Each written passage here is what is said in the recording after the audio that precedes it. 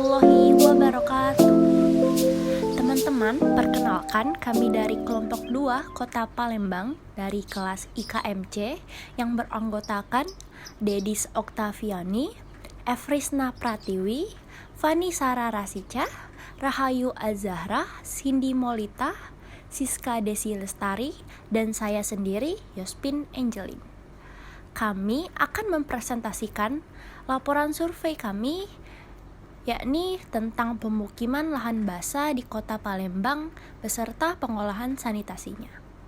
Kota Palembang merupakan ibu kota dari Provinsi Sumatera Selatan yang memiliki berbagai macam lahan basah yang terletak di beberapa daerah, kecamatan, dan kelurahannya. Adapun daerah lahan basah yang kami pilih dalam melakukan survei di Kota Palembang yaitu Dedis Oktaviani dengan wilayah survei di pemukiman Anak Sungai Musi di Kecamatan Seberang Ulu 1, Kelurahan 5 Ulu.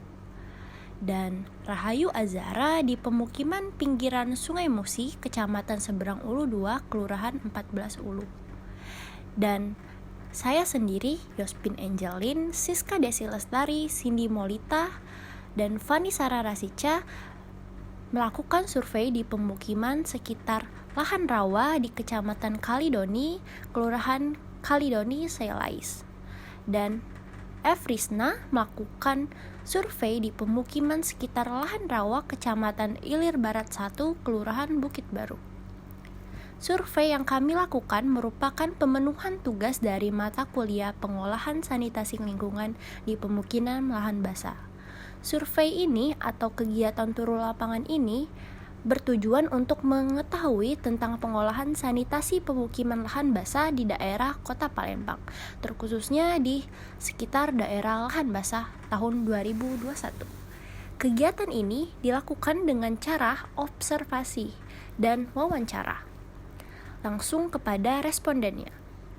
Berbagai gambaran atau hal-hal yang kami peroleh dalam kegiatan ini yaitu mengenai ketersediaan dan sumber air bersih, karakteristik responden, observasi lingkungan rumah, kondisi sanitasi tempat tinggal, ketersediaan jamban, bahaya bencana alam, serta hasil status kesehatan responden dan PHBS-nya.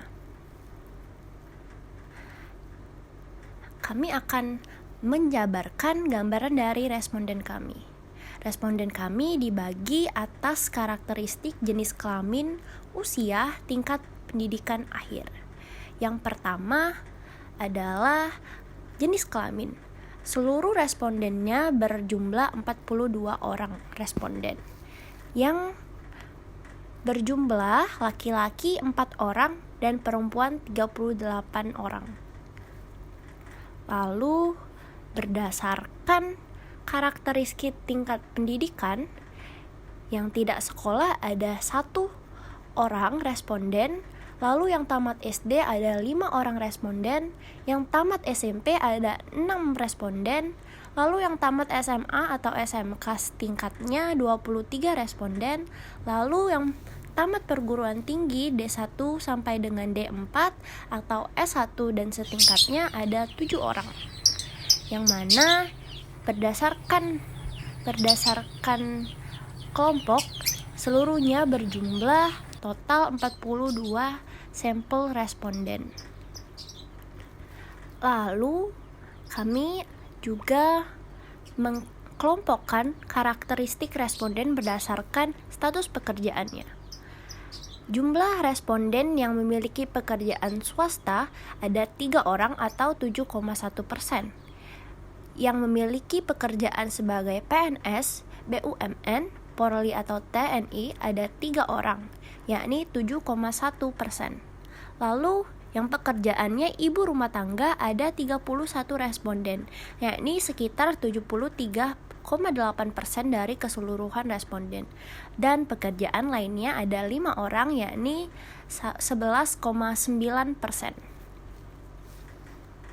Lalu juga ada statistik deskriptif variabel observasi lingkungannya, yakni di mana untuk melakukan analisa dilakukan juga hasil dari pernyataan responden di setiap variabel.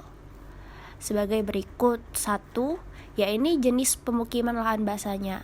Kami melakukan di 2 jenis lahan basah, yaitu di sekitaran sungai sekitar 12 responden, yaitu 28,6%, lalu di sekitaran daerah lahan basah rawa 30 responden, 71,4%. Lalu hasil observasi dari bentuk atap rumahnya, kami mendapatkan bahwa ada 32 rumah yang menggunakan seng atau sebesar 76,2%. Lalu tanah liat yang memakai seng sebagai tanah liat ada 6 rumah atau 14,3%. Lalu multi roof dengan sebanyak 4 rumah yaitu 9,5%. Lalu selanjutnya adalah plafon rumah responden. Yang tidak memiliki plafon rumah ada 19 responden, yaitu sekitar 45,2%. Lalu yang memiliki platform pada rumahnya ada 23 responden, yakni sekitar 54,8%. Lalu lanjut ke bahan dinding rumah responden. Dari kayu ada 14 responden, bata ada 23 responden, lalu yang menggunakan bataku ada 1 responden, lalu yang menggunakan dinding lainnya ada 4 responden.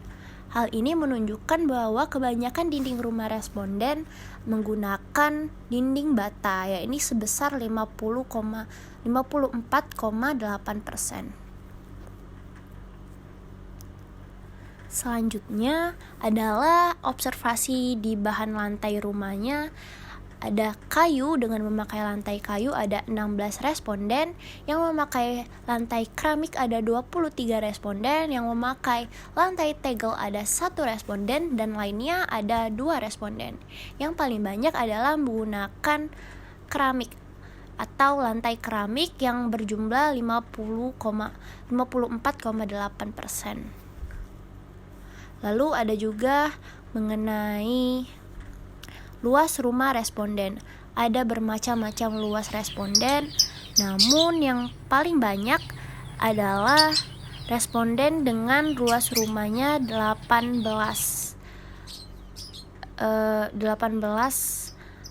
meter per kubik.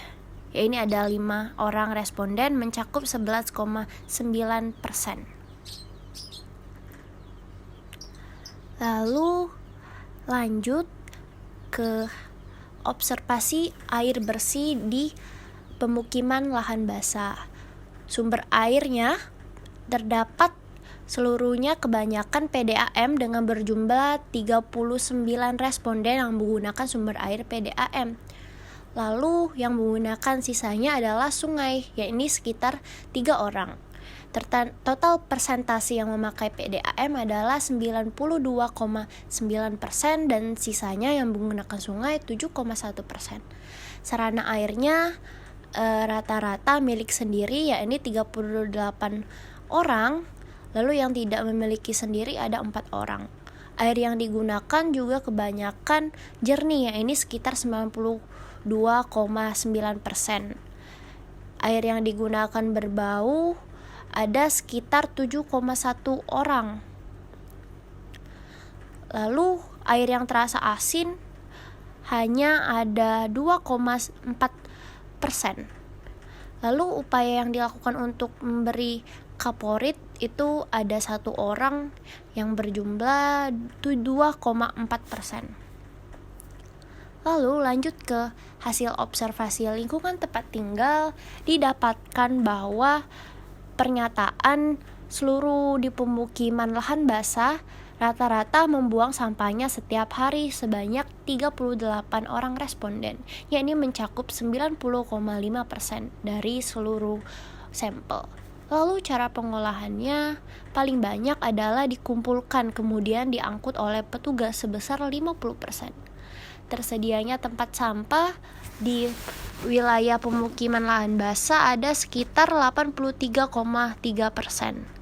Tempat sampahnya kebanyakan permanen sekitar 64,3%. Lalu yang tempat sampahnya permanen tidak mudah rusak dan tertutup rapat itu kebanyakan di 60 sampai dengan 100%.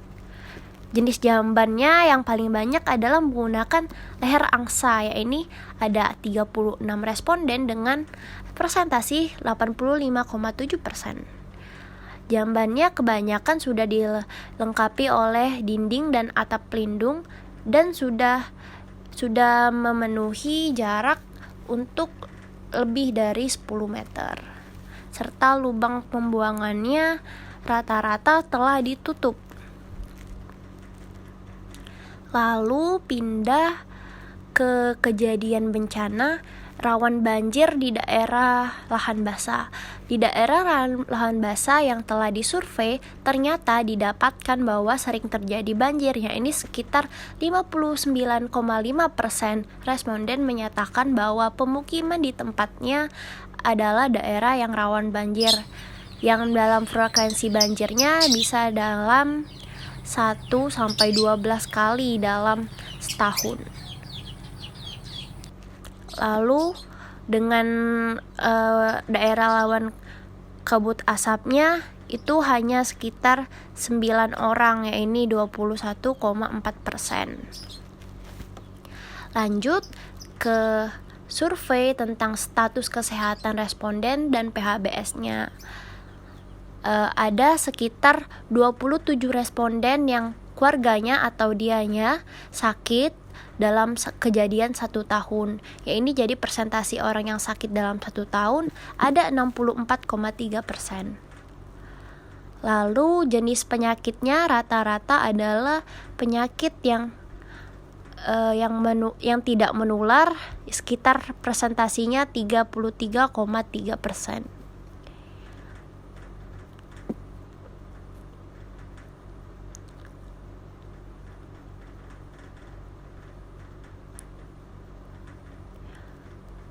Penyakit yang diderita oleh orang-orang di pemukiman lahan basah ada bermacam-macam, seperti asam urat, batuk pilek, batuk serak demam, COVID-19, darah tinggi, demam, diare, sesak, hipertensi, MAH, sakit pinggang, sakit kepala, sakit leher, sakit perut, dan lainnya. Lalu ada anggota keluarga yang mengalami gangguan pernafasan seperti batuk dan sesak sekitar 42,9%. Dan gangguan pencernaan sekitar 33,3%. Lalu gangguan kulit ada sekitar 5 orang. Lalu COVID-19 ada yang menderita keluarganya 4 orang, yaitu sebanyak 9,5% di antara responden. Lalu untuk PHBS, keluarganya di lahan basah sering mencuci tangan selalu dengan presentasi 66,7%, kadang-kadang dengan presentasi 30,3 dan 0,3%. Lalu untuk menerapkan social distancing selalu ada 47,6%. Lalu persentase menggunakan masker adalah 76,2%. Sedangkan pemberantasan jentik nyamuk selalu dilakukan ada 47,6% dan sisanya adalah tidak pernah 14,3%. Lalu yang kadang-kadang 38,1%. Ada juga keluarga yang merokok sekitar 24 keluarga responden, yakni senilai 57,1%. Dan untuk informasi kesehatan kebanyakan didapatkan dari TV sekitar 52,4%. Lalu responden juga sering mencari informasi secara mandiri tentang kesehatan, yaitu sebesar 57,1% responden yang mencari informasi sendiri. Yang dicari kebanyakan adalah tentang COVID-19, yaitu adalah penyakit yang baru-baru ini menjadi tren atau yang menjadi outbreak di seluruh dunia.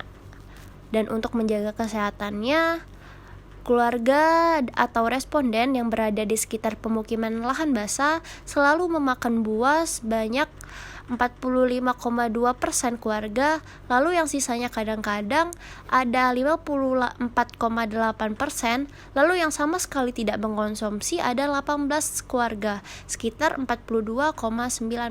Demikianlah hasil dari penjelasan kami. Apabila ada salah kata atau penyampaian, saya mohon maaf kepada Allah, saya mohon ampun karena kesempurnaan adalah milik Allah seorang.